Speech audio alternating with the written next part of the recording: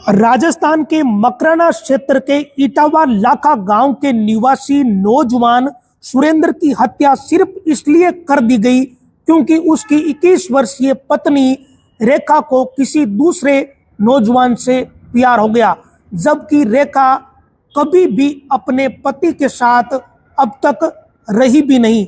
इसके बावजूद रेखा ने अपने प्रेमी राजूराम के प्यार में पागल होकर सुरेंद्र की हत्या करवा दी।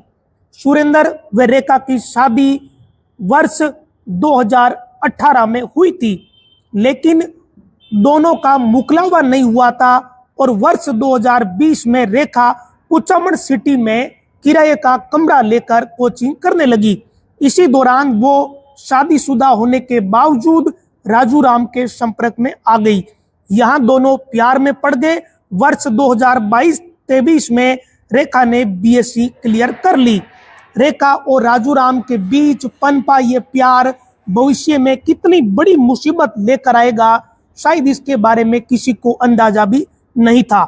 लेकिन राजूराम और रेखा ने ऐसा षड्यंत्र रचा कि सुरेंद्र की जान ले ली, जबकि रेखा अब तक कभी भी सुरेंद्र के साथ में नहीं रही थी।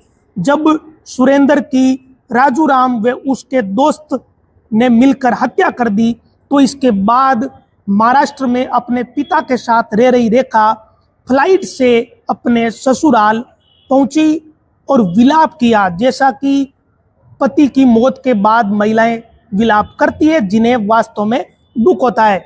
लेकिन रेखा ने विलाप का नाटक किया। ये नाटक ज्यादा दिन चला नहीं। गचीपुरा पुलिस ने रेखा के प्रेमी राजूराम व उसके दोस्त जीवनराम को गिरफ्तार करने के साथ ही रेखा को भी गिरफ्तार कर लिया। अब इस मामले में सबसे ज्यादा दुखदाई और हैरान करने वाली बात यह है कि रेखा ने एक दिन भी सुरेंद्र के साथ नहीं बिताया, फिर भी उसने पहले से ही ऐसी धारणा बना ली। वो भी इस कारण क्योंकि वो एक राजूराम नामक युवक के प्यार में पड़ गई थी। इसी के चलते दोनों ने मिलकर षड्यंत्र रच दिया और एक हंसते खेलते परिवार का 24 वर्षीय नौजवान उनसे छीन लिया। अगर रेखा को उसके पति के साथ नहीं रहना था तो इसके कानूनी तरीके भी थे, लेकिन रेखा और उसके प्रेमी राजूराम ने अपराध का रास्ता चुना जो उन्हें सलाखों तक ले गया है। शायद इस तरीके के मामलों में आमतौर पर वर्षों तक जेल में रहना पड़ता है और समाज उनको किस नज़र से देखता है ये भी किसी से छुपा हुआ नहीं है। शादीशुदा होने के बावजूद रेखा व उसके प्रेमी राजूराम ने जो किया है उसे समाज बहुत ही घृणित नज़रों से देखता है।